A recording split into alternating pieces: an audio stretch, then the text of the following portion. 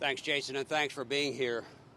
On behalf of the investigative team, I wanted to give you a major update in a development that we've come to in this case, and that is, based on the evidence that we've gathered to this point, we've come to the conclusion that an individual named Anthony Warner is the bomber, that he was present when the bomb went off, and that he perished in the bombing. We base this conclusion on forensic evidence, including DNA evidence that you'll hear about, as well as evidence that was gathered at the scene of the bombing. Overnight, TBI forensic scientists processed evidence from the crime scene for DNA testing. The evidence was compared to evidence collected from a vehicle used by the person of interest in this case. At approximately midnight Central Time, forensic scientists with TBI confirmed a match of the DNA at both locations belonging to the person of interest in this case. We're still following leads, but right now there is no indication that any other persons were involved. We've reviewed hours of security video surrounding the recreational vehicle, as well as we saw no other people involved or around that vehicle.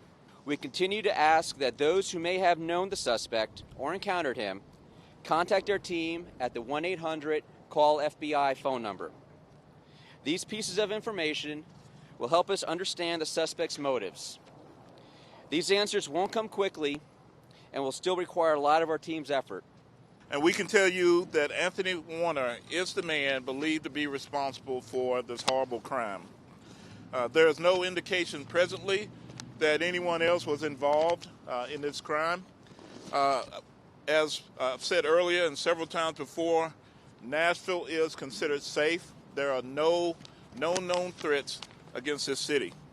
So right now we're looking at any and all possible motives. We're not at a position where we can speculate on that now. We are interviewing individuals that we've identified that are known to the suspect. We are also asking the public to, if they know him, have spoken to him, or know his ideology or anything that might have motivated him. We're interested in speaking to you. So again, we're looking for those tips. What would it take to make this event an act of domestic terrorism? Sure. When we assess an event for domestic terrorism nexus, it has to be tied to an ideology. It's the use of force or violence in the furtherance of a political or social ideology or event. We haven't tied to that yet. Thank you all very much. Appreciate it. If there are any further updates, we'll let you know via our social media channels and our news releases. Appreciate it. Thank you all for your patience.